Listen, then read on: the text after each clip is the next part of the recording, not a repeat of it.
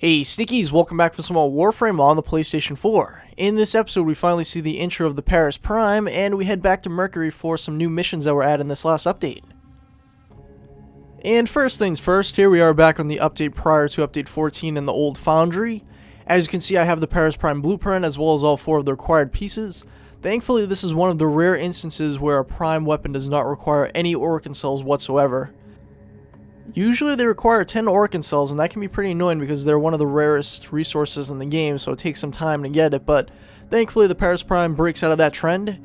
And I had acquired 3 of the pieces aside from the grip very easily, and it took me weeks and weeks before I finally got it.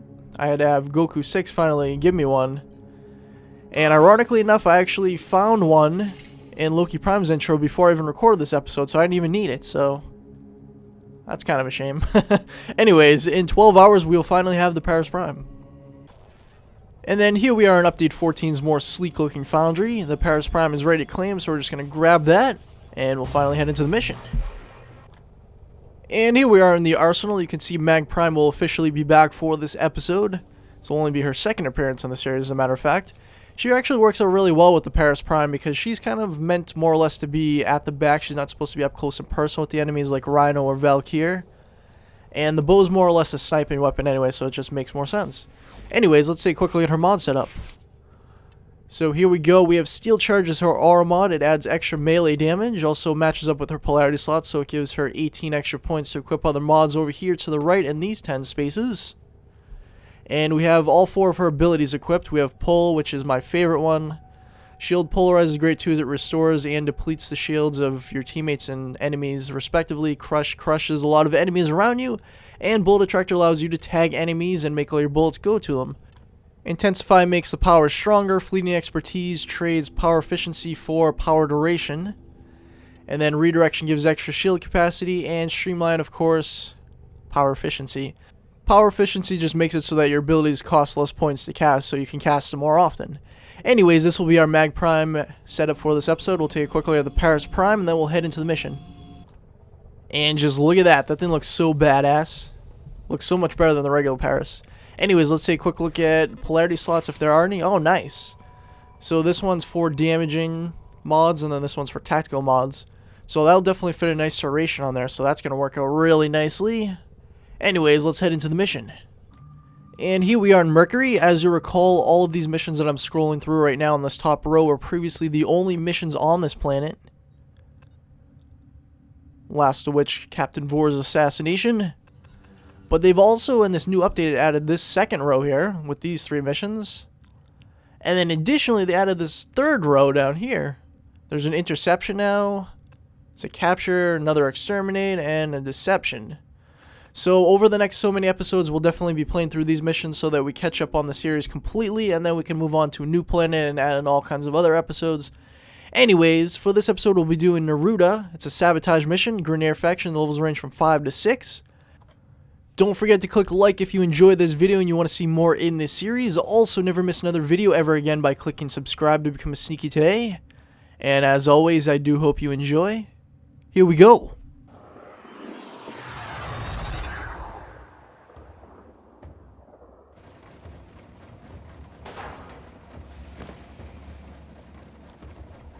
Infiltrated, here we go. We need to destroy the reactor. Now, just as Lotus has pointed out, we must go and locate a reactor and destroy it. We'll be going over that one as soon as we get there. Let's see how well the Paris Prime works with the headshot. Oh, nicely. Get this guy with the shield in the back. Oh, and his friend down there too. Oh! That was some kind of ricochet or something going on there. Alright, so far, this thing feels so much different than the regular Paris. It's amazing. Like, it legitimately feels different. I can't quite describe it. It definitely seems like it's more powerful already, that's for sure. The reactor will have tight security. Watch out for enemy patrols. Granted, these are low-level enemies, but still, I just don't know. I have a feeling I'll actually like bows from now on, because the Paris wasn't really selling me on the whole concept of them. It was fun to use, but it just wasn't quite powerful enough to really justify using it to me. I believe there's an enemy over here. Where'd he go? Oh, there he is. Take that! Let us continue. Oh, they're on to me. Anybody else around this corner? Oh, here we go. Now they finally caught on to me. Now we need to try to get out of here quickly. Go, go, go. Now, at the Paris, you're not going to want to be on the front line up close and personal with enemies. You want to try to snipe them from afar if possible.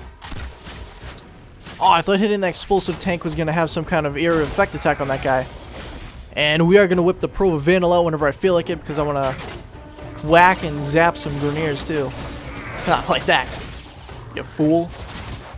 Now, the Paris Prime and all the other bows require a certain playstyle, so this will not be for everybody. Like, it doesn't necessarily really suit my playstyle, but I'm trying to get more used to it. I haven't really used the regular Paris all that much. I'm mixing in the pole there as well. Pole's my favorite ability, by the way. You'll see me casting it probably the most in this video. Haha, take that. That's because it costs very little to cast, and it's also pretty powerful. Plus, it has the nice bonus of actually knocking an enemy on the ground and making them completely vulnerable for a short duration. So keep in mind while you're watching this, I'm also not going to be the best at using bows, so I will be missing shots here and there. Most of them should make contact, though. At least I certainly hope so. Oh! That's gotta hurt. Big time. Now let's go up here. So in order to find our objective, we must follow the mini-map on the top left-hand corner of the screen to the yellow icon. Oh, nice sliding kill. Bam, bam, bam. I'm detecting a large security force heading your way. It's the Grenier. Gonna mix in the... Oh, there we go. The Pro Vandal. Now, whenever you see one of these doors like this, always shoot this green light or whatever you want to call it at the top. If you actually run through it, it'll suck all of your energy away and you're just in for a bad time, let's say that. Try to pick these guys up before we continue through. Yeah, see, this is actually a really fun weapon to use. It's just something you really have to get used to. Like, if you're used to sniping in other games, like if you're a Call of Duty player or just any of those first-person shooter games in general, then you'll probably be pretty well suited to using it. You do have to actually hold the trigger down to charge up the shot. The longer you hold it, the more powerful it's going to be. So you want to wait till it's actually blinking in a white circle. Oh, there we go. Level up already. Target found. Destroy it. We've now reached the room where the reactor is located. You'll notice it's a big object in the center that we'll get to in a moment. Just going to try to pick out the rest of these guys to make sure the room's all cleared out. Oh, there we go. Went right through that shield. The great thing about the bow is, too, it actually launches enemies backwards when you make contact with them. So if there's enemies behind them, it's actually knocking them back, too. So we just have to come over here, activate this computer terminal. Then all the rods become exposed. Usually you want to jump up here and just melee it with your weapon. That's what a lot of people do. Time to break in. However, if your melee weapon lacks range like this one does currently, you may not be able to hit that top row, so I'm going to have to pull up my secondary and just take those all out quickly. Oh, it's really nice too because it's just shotgun handgun. So you got multiple rods at the same time. As soon as they're all destroyed, and then we can finally leave, the reactor will become unstable. Target destroyed. Proceed to the extraction point. Now that we've destroyed the reactor, we must escape and extract to the green icon on the mini-map. Breach complete. We're free to proceed. Unfortunately, it does not seem to actually make the reactor truly unstable to the point where there's a time limit that you must use to get out of here. It would make more sense. I hope they do implement something like that as the development process continues, because as you may or may not know, this game still is in beta form, and they're constantly adding to it, so it's not even close to their final release yet. And who knows when or if they're going to reach a final release for this game anyway. I mean, it might be like MMOs where they just keep coming out with updates, and there's really no reason not to if the game's still making money. I would have to assume, though, at some point in the future there will be a Warframe 2 or something along those lines. It's really hard to say because Dark Sector was technically the first game in the series, and then they changed it to Warframe, so they might even change the third game's name. Oh man, my bow skills are really off right now. Oh no! Did not mean to do that. Not going over the edge, going down this way. Now whenever you see these white lines on the wall, it means you can wall run in the direction it's pointing. Sometimes it's vertical like that, sometimes it's horizontal so you can run across gaps on the wall. And the way you do that on PlayStation is you hold down the X button, by the way. Okay, now we just have to clear this gap. There appears to be no enemies in here.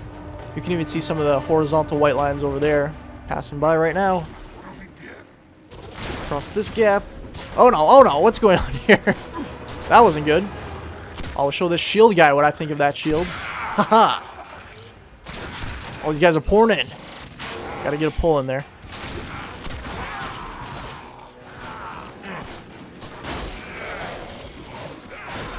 But we'll vandal them a little bit too. Nice. Try to snipe a few of these guys before we continue. I'm just having so much fun with the Paris Prime, I don't want to leave the mission yet. Even though technically I'm supposed to be rushing for the extraction point. Oh, I missed that guy. There we go, make contact. Unfortunately, I didn't hold down the trigger long enough to actually make a really powerful shot on that one. Oh, there we go, got him through the little opening. Oh, nice.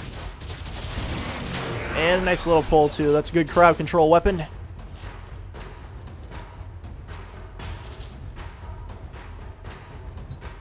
Bypass complete. You may proceed. Oh, I hate these xxSnEaKyGxx guys. Take that, you fool. The xxSnEaKyGxx are the enemies who have some powers, like they have some fire ones, they have some frost ones. They're just overall really annoying, and the only good thing about them is they currently drop Oberon's blueprint, so you do have to kind of find them if you're trying to get that Warframe. Take out that trap. Mag is a really awesome Warframe, by the way. She's definitely capable of soloing. The bypass is done. Go. Just have to take full advantage of all of her abilities, though. Especially shield Watch polarize. yourself. Foot soldiers are on the way. Now we've got foot soldiers pouring in, which makes sense because they're trying to stop me from extracting. They're trying to come out with everything they've got in order to prevent me from leaving because I just completely sabotaged their ship.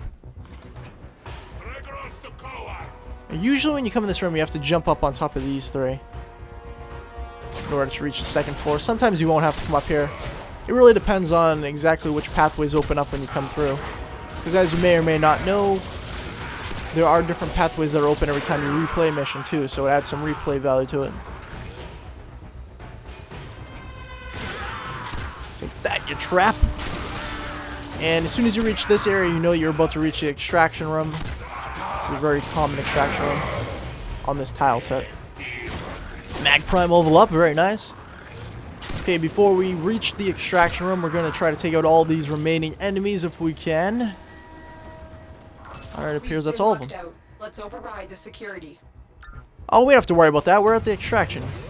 Mission complete. Well executed. Very nice. The Paris Prime leveled up to 3 in that one mission. That's awesome. I have to say I'm definitely a big fan of it so far. I'm really looking forward to it in the rest of the series. I hope you are too. And here we are, safe and sound, back on our ship. Take a quick look at the stats before we move on. Got a couple of mods out of it. Nothing great, but mod's a mod, really. 63% accuracy is not great, but it's not completely horrible either. Anyway, Sneakies, I do hope you enjoyed. Don't forget to click like if you did and you want to see more videos in this series. Also, become a Sneaky today by clicking subscribe. That way you never have to miss another video in this series ever again. And I'll see you next time for some more Warframe on the PlayStation 4.